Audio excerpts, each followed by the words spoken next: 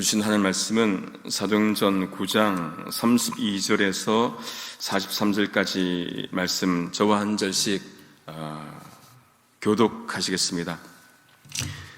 때에 베드로가 사방으로 도루 행하다가 룻다에 사는 성도들에게도 내려갔더니 거기서 에니아라는 사람을 만나매 그가 중풍병으로 상위에 누운 지 8년이라.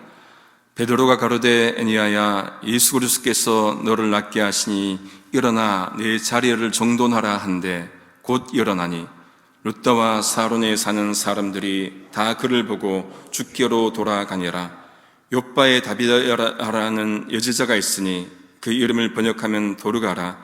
선행과 구제한 일이 심히 많더니 그때 병들어 죽음에 시체를 씻어 다락에 뉘니라.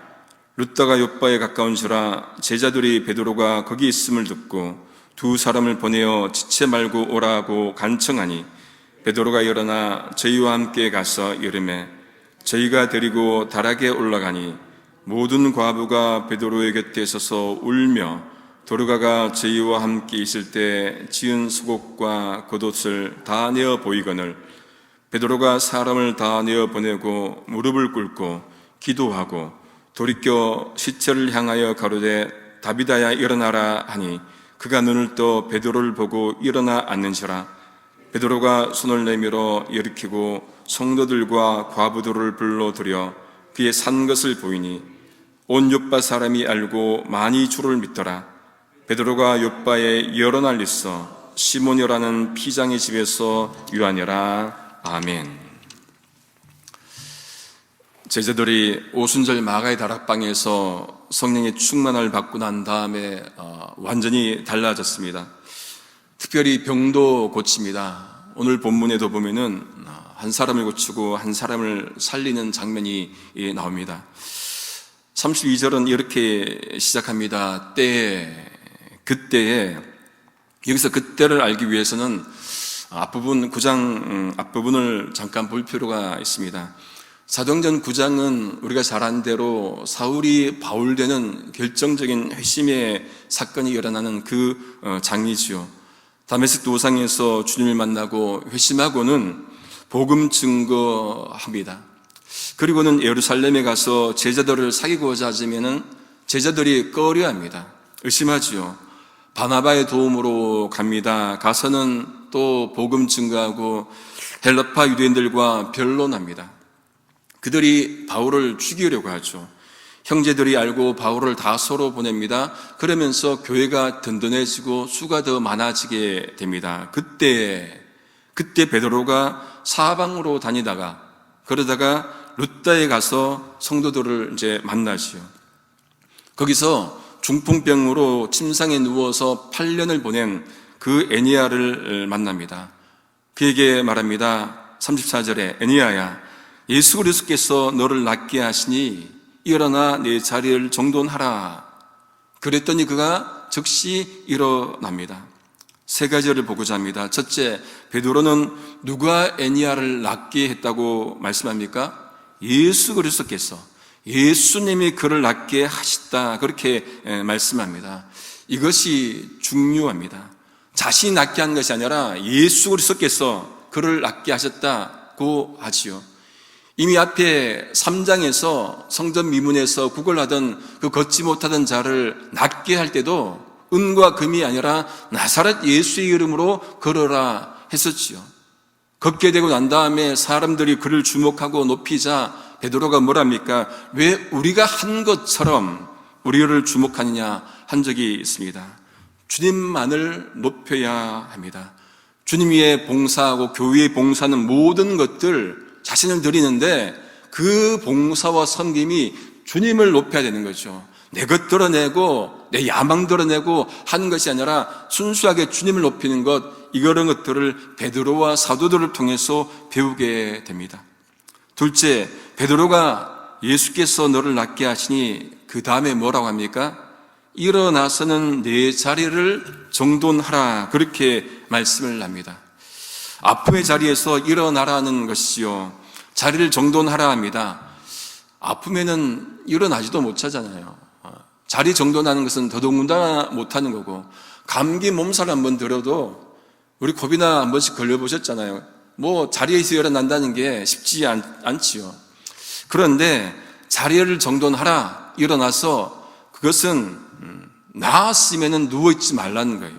나았으면은 누워있는 아픈 채로 있지 말라, 아팠던 그 모습으로 있지 말라는 것을 말씀을 하는 것입니다.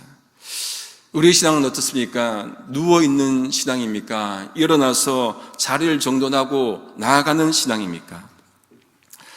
셋째, 베드로가 그렇게 말했더니 그가 어떻게 합니까? 즉시 일어납니다. 그가 스스로 일어난 것이 아닙니다. 하나님이 베드로를 통해서 그를 낫게 하신 것이지요. 그러나 일어나라는 명령에 순종하는 것은 자기 몫입니다. 이 애니야가 체념할 수 있잖아요.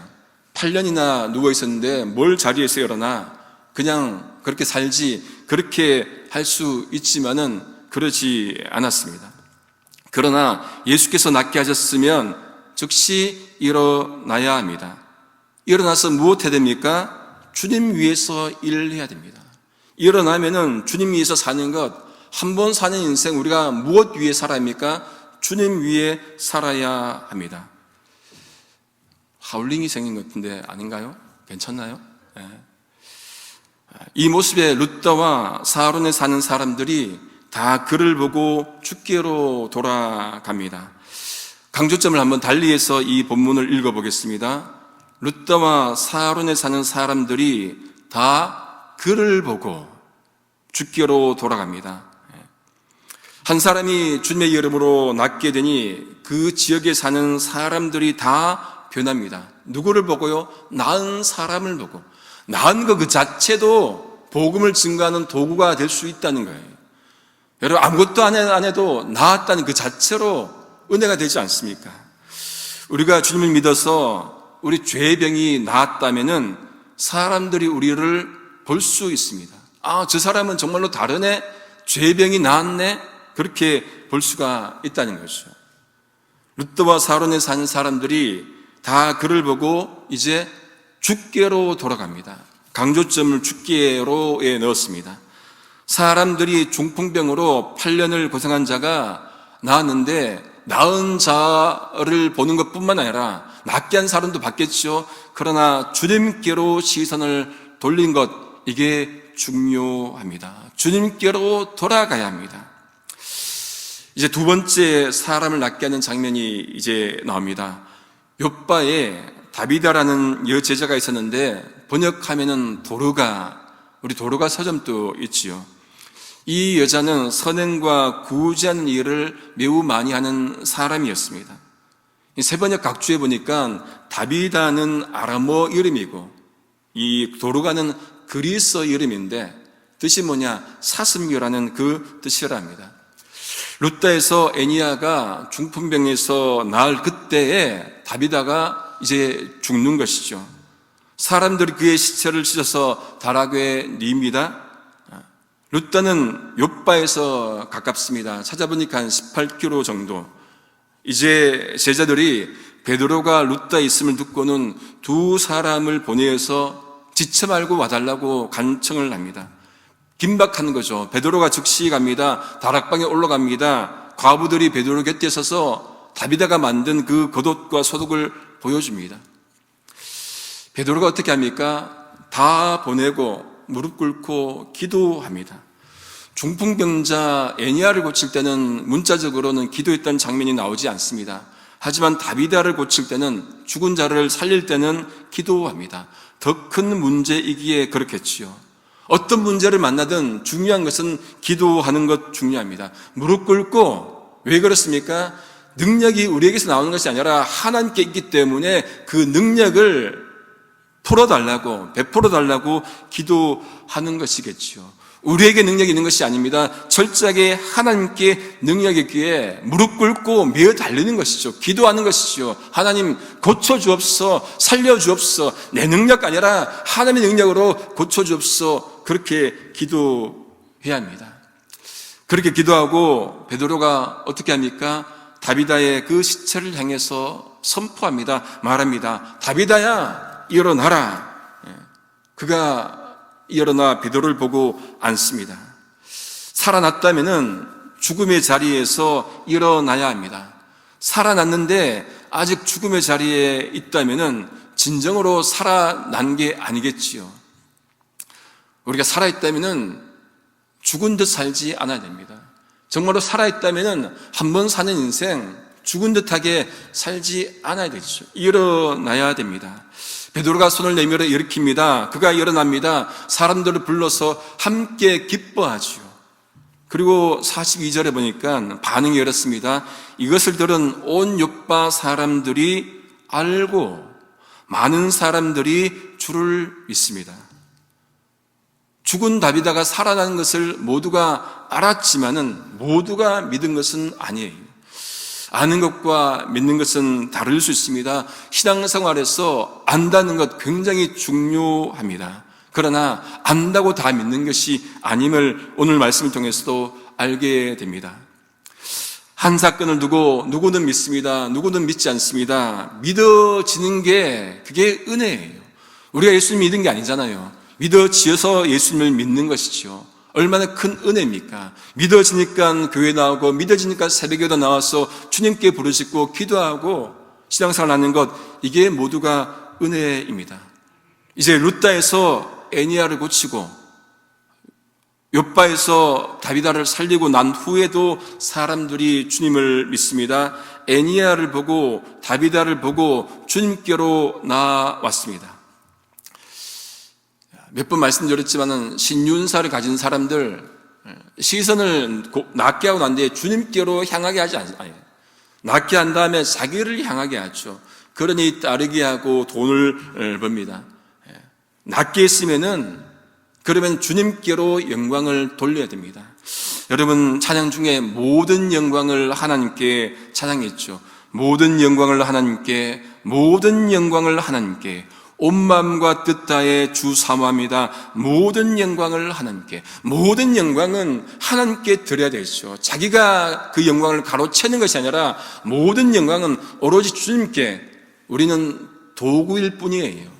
도구는 주장하지 못합니다. 모든 영광은 주님께 돌려야 합니다. 베드로가 욥바에 여러 날 있는 동안에 시몬이라고 하는 피장, 개역 개정으로 보면 무두장이 집에서 머뭅니다. 찾아보니까 피장 무두장이는 모피의 털과 기름을 뽑고 가죽을 부드럽게 하는 그 일을 담당하는 사람이었습니다. 그런데 오늘 매일 성경 해설에 보면은 이 부분을 이렇게 해석합니다. 짐승의 사체를 만지는 것은 이 부정법이에요. 부정하다는 거죠. 유대법상 부정한 일인데 그런 일을 하는 시몬의 집에 머무는 것은 누구와 연결을 시키느냐? 예수님께서 삭개오 집에 있는 것과 같은 그런 유대 정결법을 깬 것이라 그렇게 이제 보는 것입니다. 사도행전 9장은 그렇게 끝이 납니다. 사도행전 10장으로 이제 넘어가면은 이제 베드로와 고넬료가 만나는 장면이 나오죠. 궁금합니다. 왜 하나님은 베드로를 피장 무두장의 집에서 며칠간 머물게 했을까요? 저자 누가는 9장 마지막 절을 왜 10장 사이에 이렇게 넣어서 무엇을 말하고자 했을까요? 궁금합니다. 아마도 하나님께서 베드로를 사용하셔서 시몬의 집에 머물게 하면서 이방인에 대한 거부감을 이제 줄이는 그런 것을 없애려는 것이 아닌가 생각하게 됩니다. 말씀을 정리합니다. 새벽기도 이제 마치면 유튜브에 이제 올리는데, 이 매일 성경 제목으로 하지 않고 저는 이제 다르게 이제 제목을 올렸는데, 오늘 매일 성경 제목이 참 좋습니다. 한번 보시면은, 고치고, 살리고, 넘어서다. 중풍병자 애니야를 고치고, 죽은 다비다를 살리고, 무두장이 시몬을 통해서 유대 민족을 넘어서는 그 모습을 제목이 말해주는 것 같습니다. 하나님은 병자도 심지어 죽은 사람도 죽은 짐승의 사체를 만지는 어떤 의미에서 부정한 사람도 하나님 나라 위해서 사용하시는 거예요. 우리 모두도 어떤 형태로 우리가 형편으로 살아가든 하나님이 들어 사용하시는 그 은혜가 우리에게 있기를 소망합니다. 그래서 모든 영광은 모든 영광은 주님께 돌리는 그 은혜와 복이 있기를 성부, 성자, 성령이신 삼일째 하나님의 이름으로 소망합니다. 기도하시겠습니다. 존귀하신 하나님 아버지, 참 감사합니다. 성령 충만함을 받은 베드로를 통해서 병자를 낫게 하시고 죽은 자를 살리시고 이방 사역을 시작하게 하셨습니다. 그 사역을 시작점으로 복음이 만방으로 퍼지게 된 것을 감사합니다. 하나님, 저희도 하나님의 은혜 안에서 주님께 쓰임받기를 원합니다. 쓰임받을 때 우리를 드러내는 것이 아니라 하나님의 영광만을 드러내게 하여 주옵소서. 한 주 동안도 성도들의 삶을 눈동자처럼 지켜주시고 어디에 있든 무엇을 하든 하나님의 영광만을 위해 살게 하여 주옵소서. 예수님의 이름으로 기도드립니다. 아멘.